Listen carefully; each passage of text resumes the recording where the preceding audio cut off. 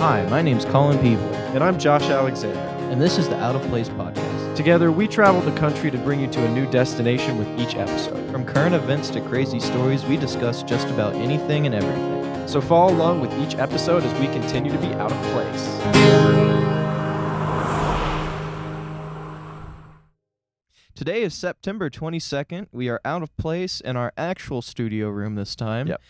It's raining again, and it feels like fall is pretty much here now. Yeah, it's currently like 62 degrees outside, and it's cold and wet, and we're inside. So Yeah, all of those things are true, and it's looking more and more like we possibly will be in here more. Yeah. So anyway, expect this. yeah, to cut to the chase for new listeners and new people watching on YouTube, this is the Out of Place podcast, where we try to travel to a different location with each episode, of which is not happening in this episode. This is the first time we've been at a location twice, which is our office. Anyway, the point of the show is Colin and I talk to each other about various topics and points of interest, and also highlight news and other aspects. So Yeah, so quick address. If we are in here more, which we most likely will be, this is what you're probably going to get, except for like maybe some stuff behind us. yeah, we'll add a few things to kind of like spruce it up. So the environment. hopefully the audio quality is better. We're using the same mics, but we've got some nice acoustic foam back Yeah, there. the entire room is filled with it. Yeah, and also finally have the correct software for Okay. using our Shut it. hardware. Shut it. I'm giving him a hard time because he forgot to tell me. Okay, we use old technology Yes. for everything that we do, like everything. And so we have this old interface called an Inspire 1394, and I forgot to let him know that there's a software associated with it called Inspire 1394. Yeah, So this entire I've time just our been audio kinda- quality has been like, Yeah, I've just been kind of ruining it. So hopefully it's better. It looks better.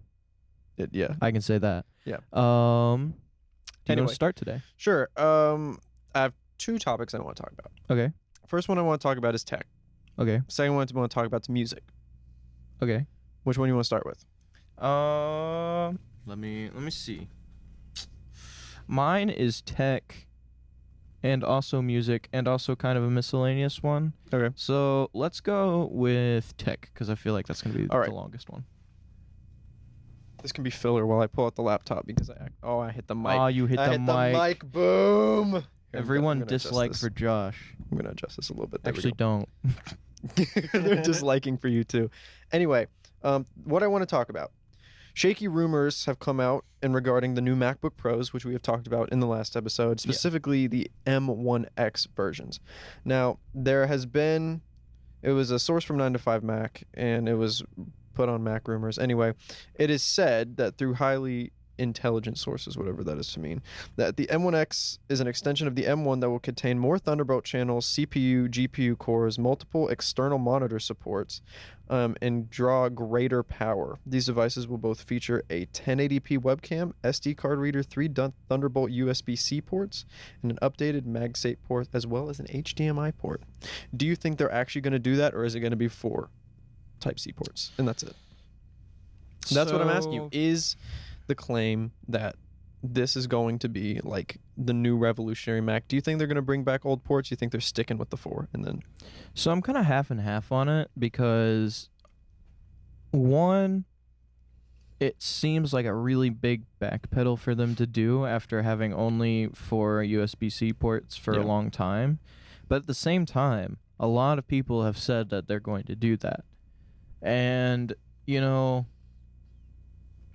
if a lot of people bring it up. Yeah, I want them to, because it's nice having a set of ports, especially if you're going to be purchasing Pro line technology, to have everything that you have there. And I definitely think that companies' revolutionary move to like remove ports is honestly just kind of dumb in my eyes, because like we have like an insane amount of ports on the sides of our computers, and we use almost all of them. So True.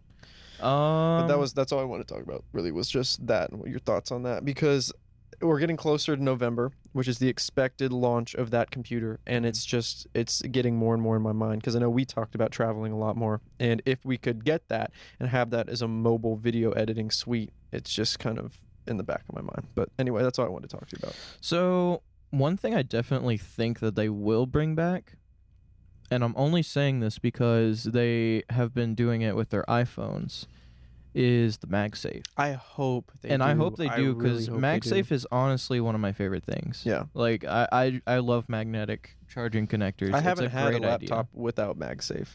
Straight up. And I could definitely see the 1080p webcam, because that just kind of makes sense. Yeah, that's going to stick. The big thing I'm curious about is the SD card reader and also the HDMI port. Yeah, I think the HDMI port is probably... Because the thing is that I wouldn't understand is why, if you have Thunderbolt, right, and you have the ability to display out of Thunderbolt, what would be the purpose of putting in an HDMI? Yeah, that's kind of my thing too. If I was Apple and I'm the big CEO heads over there trying to make more money, I would just leave the Type-C ports and then sell an adapter. That's what I would do. Yeah. But I want them to put an HDMI port in because it's handy. I would love an HDMI port, but at the same time, they've got Thunderbolt in it. Yeah. And the new USB-C Thunderbolt is already just basically the new mini display port. Yeah. So I could see it happening, but only because like a lot of people have brought it up. Yeah. Anyway, that's all I want to talk about. SD card reader is interesting though, because a lot of newer cameras have been switching to formats that aren't SD cards. Yeah, well, because they have to, because it's hard to put 6K footage on a tiny SD card. So We're gonna see. I could see it. We're gonna maybe it's a bite waste our words. of time though. We will come back to it whenever they announce it. But for now, that's all we got. And if all of those things are on it, we could be getting one. I know. We could I'm be excited. getting one. Anyway, moving on. What do you want to talk about first, sir? I'm going to talk about Framework Laptop Again? Part 2. Yes, sir. Because there is slight update on it. Okay. So people have now started to make their own modules for it. Really? Yeah. And the thing that I've thought was really cool was if you go and look at like all the people making like new modules for it, every time you go and look at it, the people from Framework are up there being like, yeah, it would actually work better with the computer if you did this. And so they're like they're like giving their own feedback for how to make modules for their laptop. That's really which is really cool. And one of the things, actually, funny enough, that I've seen people are starting to make are Magsafe connectors. Really? For it. Yeah. That's awesome. So basically, they're taking a male USB-C to plug into the computer. They're taking another USB-C, a female USB-C, and then they're taking a USB-C to Magsafe. Oh. And they're plugging it all together, putting in a module, and now you've got a Magsafe That's really cool. card. I love what Framework's doing. I don't know if like those watching, if you want to hear us talk more about Framework, we did that in Right to Repair in the last episode as well. We won't drag on about what we did in that episode, but I absolutely adore what Framework is doing right now. Yeah, like honestly, if I had the only reason that we would get the new MacBook is because we like Mac OS. Yeah. But if Framework keeps getting bigger, we may have to get one. Yeah. And then figure out how to do that from there. How to use Windows. Gross. Well, DaVinci works on both platforms, so I'll be all right. Yeah, but not Logic. Anyway, but no, I'm really enjoying what I'll Framework's get doing. one, but I won't like Windows, so I may have to figure something else out. Yeah, I was about to say, be very careful with your words here, sir. Anyway, what is do you want me to go ahead and continue? Sure. I just have a butt ton of music questions to talk to you about. Okay. And I remember one off the top of my head. I'm gonna have to go back and check the other one in a second. Okay. The first one I do want to talk about though is something that actually, you know what? I'm going to laptop. I'm gonna pull it up. Usually I have everything printed on a piece of paper. All right, here we go. 2 topics. I've been thinking a lot about music recently because I don't know if you've been looking at like what's going on in kind of the hip hop scene. Not at all. With Certified Lover Boy and Donda, Kanye West and Drake, the big album battle. Anyway, I understood about 70% of that. Yeah. Anyway, I wanted to talk to you about the music industry. Yeah. In specifics. And some of these conversations we've had in private, but I kind of want to like share them with the audience and kind of get your take. Anyway, the first one. When an artist dies, do you think labels should be allowed to release their content even after death, even if they never finished it? Do you think they should be able to take that, kind of shape it into something, and then just kind of shove it out in the world? My biggest example is XXXTentacion. And then in addition, are a lot. It's a lot in the hip hop scene, if I'm being honest. There is like some other works and stuff, especially in anyone's catalog, really. If there's anyone of notoriety, just the fact of like trying to pump out something else to make money. But like, what is your view on that? So I'll bring up the point first that it's been happening forever with like the art industry, Mm-hmm. like as a whole, like especially with like paintings. Yeah. Like, Leonardo da Vinci and Picasso and stuff like that. Mhm. After they die, the price of their works, unfinished or finished, skyrockets. Yeah. Either way. So I would have to say, Is that ethical though? And is it different if their label is self-managed and like their mom's doing it? That's the other thing. so I would say if it's a family member or someone who is really close to them, I could see it being okay. But like the record label themselves, I feel like that's a likeness issue. Yeah. So I feel like if like, obviously if you get in a contract where they have your likeness, there's not much you can do about that. Yeah. But if they don't have your likeness, I don't think they should. Yeah. That's honestly my thought. And if you sign likeness, like you're pretty much like guaranteeing that that's going to happen. Yeah. Well, first of all, just don't sign. Don't Don't sign sign to likeness. let them. Yeah, don't let them have your don't sign that. likeness. Don't 'cause sign then that. they own you. They literally own you, and they own you as a person. Your Yeah. physique, your brand, your everything. So, music industry is just kind of effed up in a lot of different ways. Yeah, I would have to say. I would say it depends on the circumstances. Okay. Anyway, what was your topic in regards to All right. So music? my topic in regards to music is: should we change up our music? In what capacity? Because I know we've talked about this before. So we've kind of talked about it. So If you to don't- those, yeah, if you don't know, Jesse Creek, that's our thing. it's For our the band. past year or two, Yeah. and that's been our It's our main passion place we've been project. doing music, and we just kind of. I don't know. We haven't really gotten bored with it. It's just really It's hard. hard to find kind of inspiration when you're put into a box. Yeah. And I don't know. It seems like we're just making the easiest music to make. Yeah. Not necessarily the stuff that we really liked. We talked about that a lot. I definitely think that the issue with that is that we've kind of put ourselves into a box in regards to that. I definitely think that when it comes to our music, we are limitless in regards to what you and I can put pen to paper to and create. I definitely think that that brand and that thing is so commercialized in a way that like it's going to be hard to come out and be crazy, but we have other outlets, and I know we talked about that in Yeah. doing that, but I definitely think that if we are going to diversify that music, I definitely think that we should look to not so much changing that mechanism, that brand, because we're always going to come back to pop rock. We're always going to come back to that singer-songwriter style, but I definitely think that if we do want to change it, we should either create something new or manipulate that into something else. I honestly think we should go for like the indie rock kind of alternative stuff, because that's the stuff that we've like really been listening to lately. Turquoise Fishbowl. Turquoise Fishbowl. That could be the next band name. To those who don't know, Colin, we were sitting at the office one day, and I was trying to find Colin's Spotify playlist, and I just said, come up with a dumb name, and I was like, just call it Turquoise Fishbowl. Yeah. And then, yeah. So, Could be the next band name. You never know. You never know. anyway, but I don't think we're kind of... I think Jesse Creek is in a box, but I don't think us as artists are in a box. I would have to agree with that. We've kind of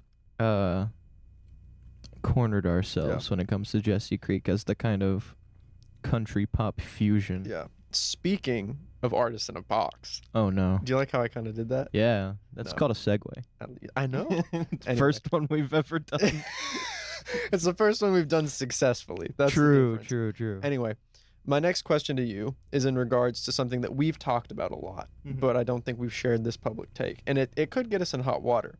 This is a Yeah. very That unlikable Okay. take that we have. You scared? okay? In regards to up-and-coming influencers as artists, at what point do you call music their own or made by someone else and performed by an artist? I think the biggest ones have to be like TikTok people Yeah. and like Instagram people. At what point, when you have like 10 writers, Mm. 2 producers, 4 directors, Mm. and like all of this stuff that go in this one song, at what point is it that person's song, or is it just they are performing that song that was written for them? So I have an interesting take on this Okay. because I know that like that's been happening for like the past 50 years with music. Mm-hmm. So and like everybody's accepted them as artists Mhm. and never really paid attention to the songwriters. And I think what's happening now is that people are looking at these influencers' music and being like, "Hey, they're not real musicians. Let's see if they even wrote their own songs." And you know, to be fair, they most likely didn't, Yeah. which like is fine because a lot of artists Yeah, a don't. lot of But artists don't. also, I don't even like the idea of performing artists, as they're called. So like people performing songs that are written by songwriters and not themselves. Yeah. I feel like that it doesn't give enough credit to the people who actually wrote the music. Yeah. And Besides, like, a little as people footnote. as person who writes music, Exactly. that kind of makes me the upset. time it takes to go into developing something and doing it, at what point do you kind of look at that? And especially, it's not going to be surface level. If you see, if like a teenager or someone hears something on the radio and it's a TikTok star or whatever, it's going to come out as like it's their music. It's and it's surface level, it's going to be deceived, or not deceived, it's going to be perceived as their music. And I think that when it comes to that like avenue of having someone sit down and go, okay, this is what you're going to do. You're going to do this, this, this, and you're going to keep doing this take until we get it the exact way you want it. And then we're going to auto-tune it at the max. And then we're going to pump it out and give you a video where you're doing a bunch of stupid stuff. And then it's going to go platinum. And then we're going to keep doing it. And we're just going to keep making money. At what point is it more so about the music and less about the artist? When do you find that break? I think that the moment where the songwriters and the producers, like not as like record label producers, like producers who actually like put all the music together and mix it and master it and all that.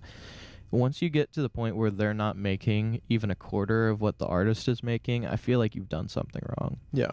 Because they're not doing a quarter of the work. They're doing about 80% of the work. Yeah. And maybe they're not performing, sure. But is the performing aspect really the important part in today's like music scene? Yeah. Because like, I mean, because of COVID, there's barely been any performances anyways. It's been, and for the past like 6 years, it's mainly been focused on the actual music itself through streaming platforms and all of that. Mm-hmm. So I feel like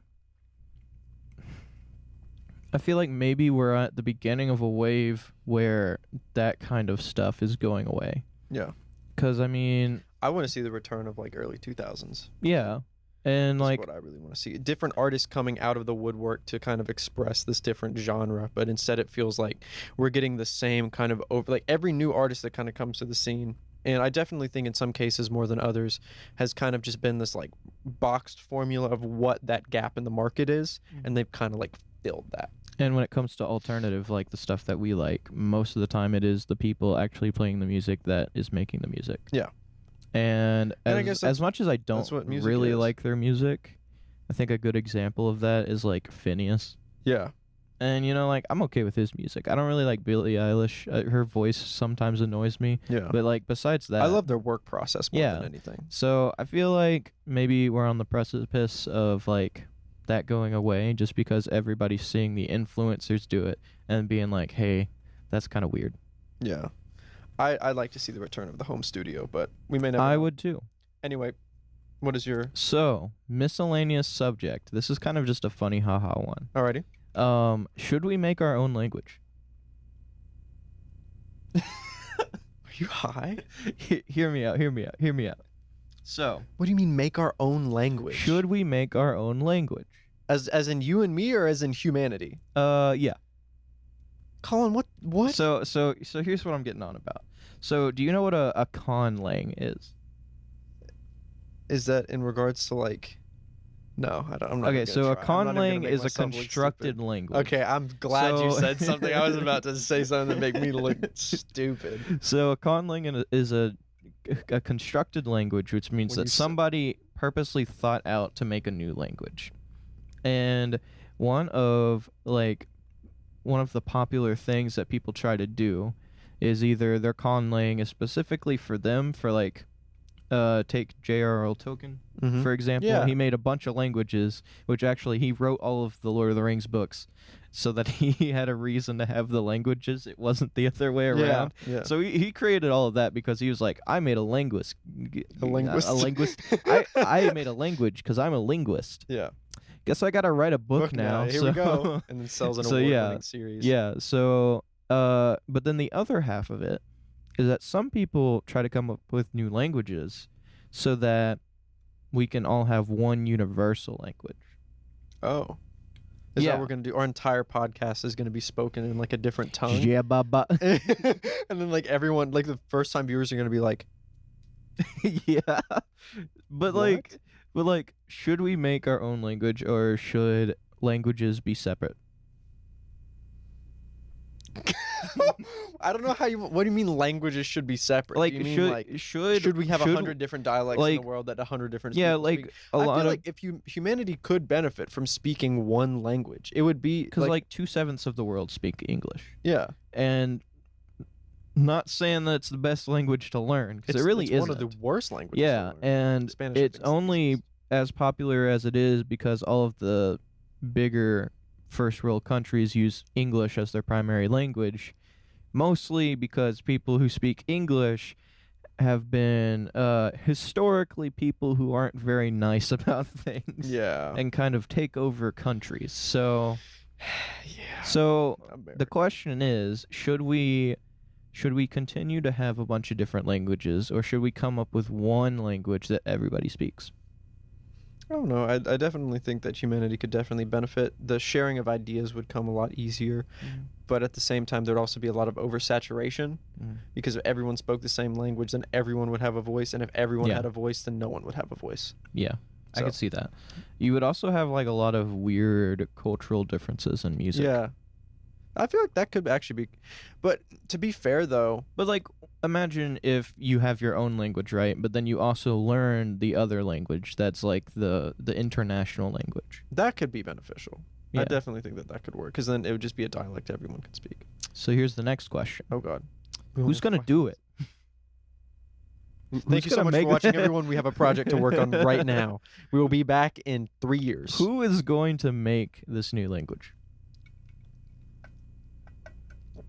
Colin, we could barely build a table out of flooring. Yeah, we built a table out of flooring. Yeah, we did. Yeah. We didn't have any wood, so we just took 2 pieces of the floor and put them together and put them on a piano We stand. didn't have to tell them that. That could have just been our own secret. No, it's not. We must share all of our pitfalls. Yeah, it's like flimsy, but not that flimsy. Also, our mics are being held by like a keyboard stand, like a keyboard stand. That's just like I'll take a picture and put it on our Instagram story. Anyway, it's really jank, but it's working. It is. Anyway, any final thoughts wrapping up the episode? Today's just been a hodgepodge, but I liked it. Yeah. I think where we should leave the episode is as long as the weather permits and it's not cold, we're gonna try and get out again. Keep out of place. But it's possible that we are stuck in here for a while after and this. if that's the case, I mean, we'll be okay. It's the same show. At the end of the day, it is a podcast. It's not like we're incredibly benefited by where we go. It's just kind of been our format to explore. And I definitely think that as time progresses and we go more places, we'll talk more about them. But for right now, especially in like, what's this, the 6th episode? Yeah. We are definitely like still learning. And I definitely think as the show goes on and as the format kind of solidifies, we'll be able to kind of use that aspect a lot better. But right now, this is what you got. So, yeah. We'll get out. Also, parting thoughts. Jesse Creek, Songs for Someone. Go listen. Go listen to our music. But leave a comment if you want to see some indie rock alternative stuff. Yeah, also, to anyone watching and seeing this, go ahead and leave suggestions, feedback, or ideas and topics. If you have something that you want to send us or have a question, a topic, or any idea, you can send it to outofplaceemail@gmail.com. That was my doing. I thought it was very funny. I don't It was very funny. It wasn't funny. It was funny because I looked at his face when I said it, and then it was funny. You didn't even tell me. You just made it, and then... Thank you so much for watching, everyone. My name's Josh Alexander. And my name's Colin Peevler. Thank you, and we will see you next time.